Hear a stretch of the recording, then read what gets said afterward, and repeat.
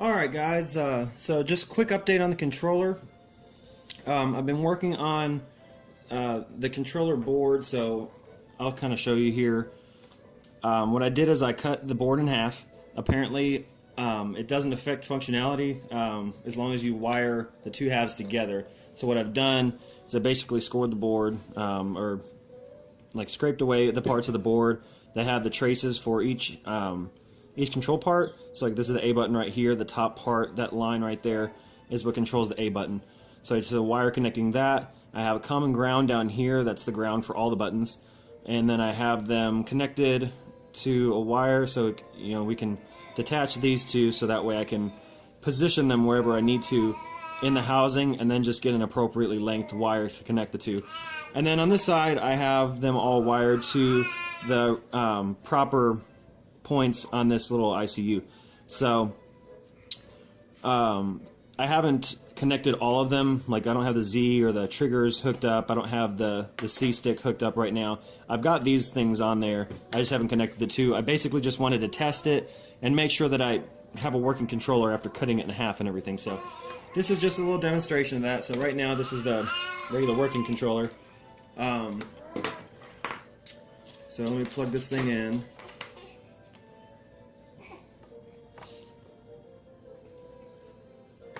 Alright, so as soon as I plug it in, the reason it does that is because I haven't hooked up the C joystick, and the C stick is what makes that thing move around. So, but, let me go ahead and, so first of all, this works, so that's good. That's just the regular joystick. And as far as these things go, so I've got the little control pad here that you normally have on there to be able to, you know, hit the buttons and stuff. And let me see here. As you can see, it works just fine. So I don't have a way to test the X buttons right now, but I do have that working, so that's good. Hang on a second, let me go back to the menu. Where's the select button? Okay. One thing that I thought was kind of cool, I don't really know how the joysticks are set up. I know that for the C joystick, it's X and Y axis. So instead of having 4 inputs like what this directional pad would have 4 inputs, it has basically an input for horizontal movement and an input for vertical movement. So just like this, so horizontal and then vertical is just going to be 2 inputs on this little chip. So this is the one and this is the other. I'm not sure which is which. One thing that's kind of cool, I'm not sure how it works, but I can actually somewhat control the C-stick by just grabbing this, making contact with that little metal piece. Hang on. Making contact with this little metal piece with my finger, and if you watch the screen, I can actually, I don't really know how to work it, but I can actually make it move a little bit just by moving these things about. Or maybe it's just downward motion on the thing there makes it move. I don't know. I just thought it was neat that I can actually, I can actually have some C-stick functionality just by touching the metal contact with my finger. And that's without even being connected to a ground, because usually with these buttons, the way that it activates is you've got your signal and then you've got your ground, and once the two are connected, once that connection is bridged, that's basically what completes the circuit and does that. Obviously there's no ground here because it's just my finger. Maybe my finger is serving as a ground. I don't know, but I just thought that was neat, so I thought I'd share that with you guys. But anyways, the controller's working. So the next step, the reason I'm testing it on here, by the way, on this Wii Portable instead of my GameCube Portable, I do have power on that, but I don't have the disk drive hooked up right now. So there's no way for me to actually boot any games to test, so I'm just testing it on here instead since I've got the GameCube ports on this Wii.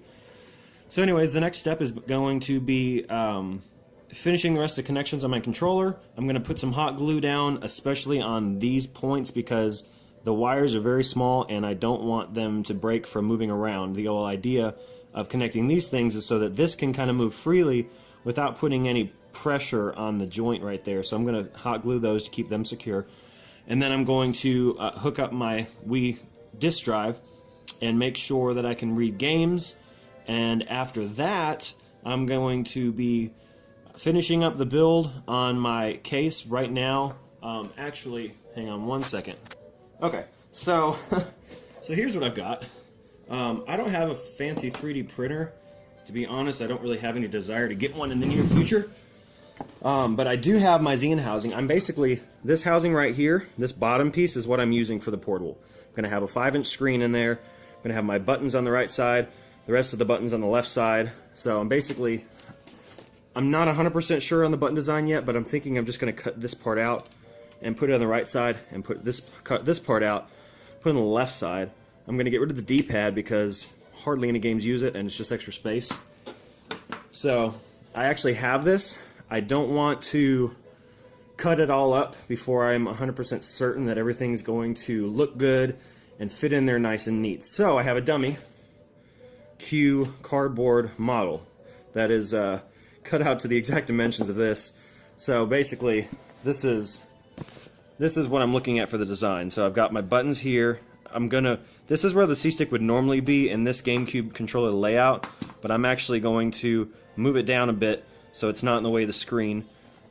This second line here, not the top one, but the second line, that's where my LCD screen is going to be.